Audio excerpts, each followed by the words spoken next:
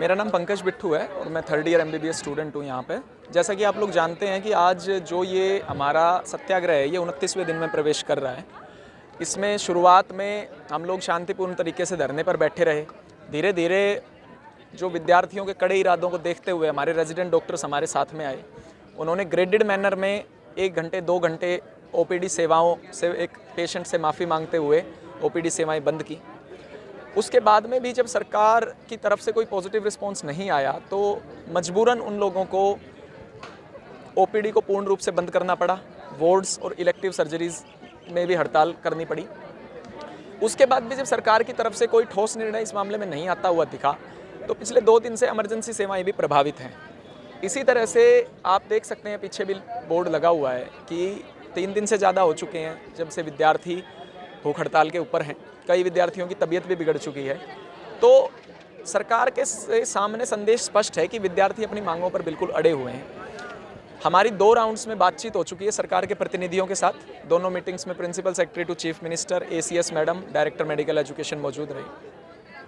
पहली मीटिंग में बहुत ज़्यादा दबाव देकर सरकार के प्रतिनिधियों की तरफ से बात कही गई थी कि हमें तो जी डॉक्टर्स की ज़रूरत है, हमें तो डॉक्टर्स की ज़रूरत है, डॉक्टर्स की ज़रूरत है, डॉक्टर्स की कमी है स्टेट के अंदर।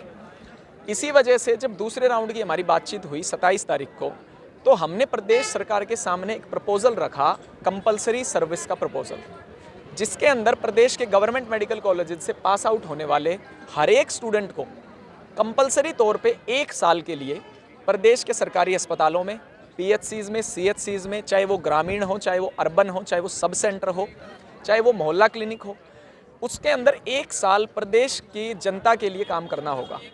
जो कैंडिडेट इस 1 साल की पोस्टिंग को एक्सेप्ट नहीं करेगा उसको इसकी एवज में 10 लाख रुपए ब्रीच अमाउंट देनी पड़ेगी।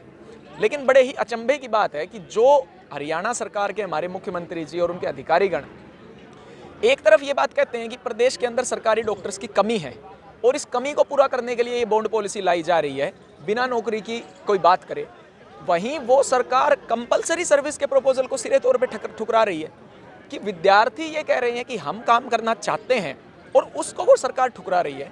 तो प्रदेश की जनता को आज एक बात बड़ा मंथन करना पड़ेगा इसके ऊपर कि ये किस तरह से आपको गुमराह कर रहे हैं। ये कहते हैं कि हम चाहते हैं ये सरकारी नौकरी करें डॉक्टर्स, और जब वो डॉक्टर्स खुद कह रहे हैं कि हम सरकारी नौकरी चाहते हैं, आप कंपलसरी सर्विस कीजिए 1 साल की हरियाणा स्टेट के अंदर सभी के लिए। जितने भी medical graduates, 800 medical graduates pass out होते हैं, सभी के सभी प्रदेश की जनता का काम करने के लिए तैयार हैं। हम प्रपोजल रख रहे हैं, उस प्रपोजल को वो ठुकरा रहे हैं। उन्होंने डायरेक्टली मना कर दिया कि हम तो जी ये प्रपोजल एक्सेप्ट नहीं कर सकते। ये बिल्कुल उनकी जो है खुराफाती मंशाएं दर्शाता है कि वास्तविकता में उनकी मंशा सर्विस से है ही नहीं। ना उनको इस बात से मतलब है कि आप कितने समय तक काम करेंगे, उनको एक ही बात से मतलब है, वो है 40 लाख रुपए लेने से।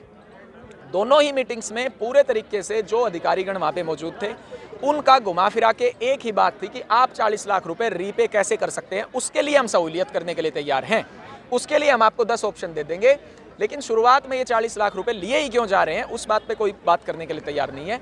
और कंपलसरी सर्विस का जो प्रपोजल इन्होंने सेकंड राउंड ऑफ मीटिंग में ठुकराया है, ये बड़ी ही घोर जो है चिंता का विषय है कि जहां एक तरफ सरकार और उसके प्रतिनिधि डॉक्टरों की कमी का हवाला दे रहे हैं, वहां उन्होंने वो कंपलसरी सर्विस का प्रपोजल क्यों ठुकराया, ये उन्हें प्रदेश की जनता के सामने बताना चाहिए खुले तौर पे आके स्वास्थ्य मंत्री जी को और मुख्यमंत्री को कि जहां बच्चे एक खुद कह रहे हैं कि हम कंपलसरी सर्विस करने के लिए तैयार हैं 1 वर्ष की, आप उस प्रपोजल को क्यों ठुकरा रहे हो, आपकी क्या मंशा है, आप डॉक्टर्स की कमी पूरा करना चाहते भी हो कि नहीं वास्तविकता में, या आप 40 लाख रुपए लेना चाहते हो? क्या कारण मान रहे हैं कि क्यों वो मना? इसका कारण मैडम ये है कि उनको ना डॉक्टर्स की कमी से कोई मतलब है, क्योंकि डॉक्टर्स की कमी होती तो हरियाणा सिविल मेडिकल सर्विसेज के अंदर 700 पदों की वैकेंसी क्यों निकाली जाती, 10,000 पदों की वैकेंसी निकालो। हमने जब मीटिंग में ये मुद्दा उठाया कि HCMS रिक्रूटमेंट क्यों नहीं हो रही, तो principal secretary to chief minister ने दूसरी मीटिंग में कहा कि भाई मैंने पता किया था कि क्यों नहीं हो रही HCMS रिक्रूटमेंट, तो कहते जी इंडेंट ही नहीं है।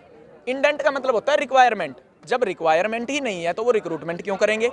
और मैं आपको एक बात भी बताना देना चाहूँ, HCMS की जितनी भी अभी तक रिक्रूटमेंट हुई है, मैं हमारे सीनियर्स ने बताया है, कभी भी HPSC Haryana public service commission ने नहीं की वो रिक्रूटमेंट हेल्थ यूनिवर्सिटी ने की है।